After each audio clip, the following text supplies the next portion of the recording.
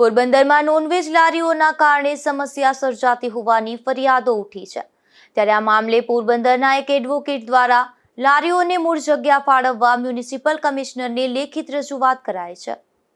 પોરબંદરના advocate Rambhai Punjabhai ભૂતિયાએ municipal કમિશનરને પાઠવેલા પત્રમાં જણાવ્યું છે કે અગાઉ નોન વેજીટેરિયનની રેકડીઓ લારીવાળાઓને એમની મૂળ જગ્યા એટલે કે ચોપાટી પાસે કે જ્યાં મહાનગરપાલિકાનો પાર્ટી પ્લોટ છે તેની બાજુમાં જગ્યા ફાળવી દેવી જોઈએ। અહીં વર્ષોથી લારી ધારકો વ્યવસાય કરતા હતા, પરંતુ 5 વર્ષ પહેલા નગરપાલિકાના તાત્કાલિન સત્તાધીશોએ ત્યાંથી કાઢી મૂકી અને પ્રજાના પૈસાનો દુરુપયોગ કરી બંને રોડ વચ્ચે મોટું ડિવાઈડર ઊભું કરી દીધું હતું। તેથી આમ જનતાને કોઈ ફાયદો થયો નથી।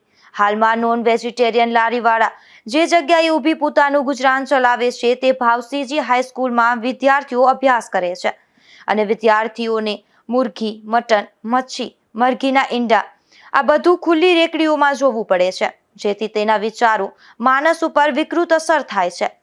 વિદ્યાર્થીઓ આવું બધું જોઈ અભ્યાસમાં પૂરતું ધ્યાન આપી શકતા નથી।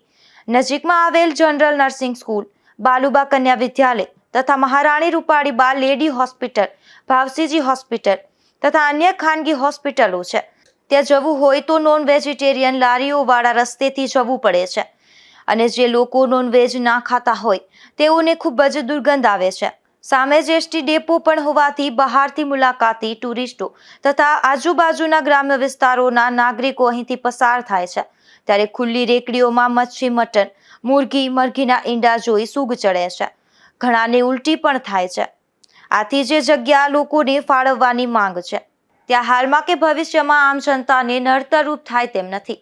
નોન વેજીટેરિયનની રેકડીઓએ કુટુંબ પરિવારજનોનું ગુજરાન ચલાવવા માટે મજબૂરીથી આ ધંધો કરવો પડે છે।